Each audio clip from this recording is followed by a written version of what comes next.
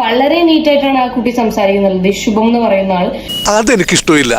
തൊപ്പി അനാവശ്യമായിട്ട് എന്ന് പറഞ്ഞാൽ വളരെ അങ്ങനത്തെ ഒരു സംഭവം, അങ്ങനെ ഒരു ചീത്ത വിളിക്കേണ്ട കാര്യമേ അവിടെ വരുന്നില്ല. എന്റെ സ്വഭാവം നിനക്കറിയില്ലേ? എന്ത് കാര്യത്തിനാണിത്?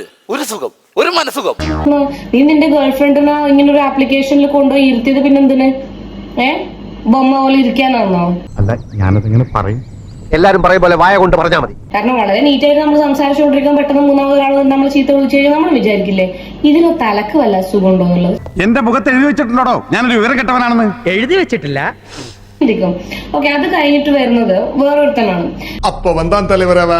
തൊപ്പി അതിന്റെ ഇടക്ക് വന്നിട്ട് നമ്മളെ ക്രിസ്മസ് അപ്പൂപ്പന്റെ പാന്റ് ഇവിടുന്ന് ഇങ്ങനെ കീറിയിട്ട് പിന്നെ കാലിങ്ങനെ പൊക്കിയിട്ട്, അതായത് നായൊക്കെ മൂത്രയിക്കാൻ നിൽക്കുന്ന പോലെ കാലിങ്ങനെ പൊക്കിയിട്ട് പിന്നെ ഈ ചെക്കൻ ഇത് കാണിച്ചിട്ട് ഇവനെയും കുറെ ചീത്ത വിളിച്ചു. എനിക്കിതൊക്കെ ഒരു ത്രില്ലായിട്ടാ തോന്നുന്നത്. ജീവിതത്തിൽ എന്തെങ്കിലുമൊക്കെ ഒരു തമാശയൊക്കെ വേണ്ടേ? അത് പക്ഷെ പിന്നെ തൊപ്പി നിഹാദ് ഷഡ്ഡി ഇട്ടിട്ടുണ്ട്. ഷഡ്ഡി ഇട്ടിട്ടാണ് ഇത് കാണിക്കുന്നുള്ളത്.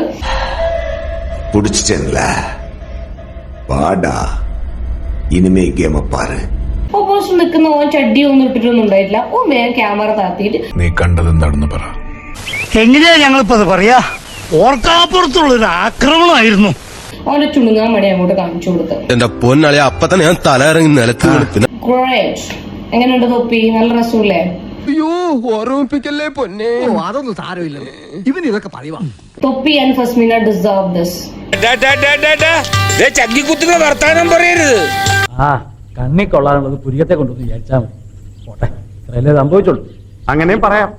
ഭൂമി വരേണ്ടതാണല്ലോ. നമുക്കിനി എവിടെയെങ്കിലും വെച്ച് കാണാം. Good bye. പോ.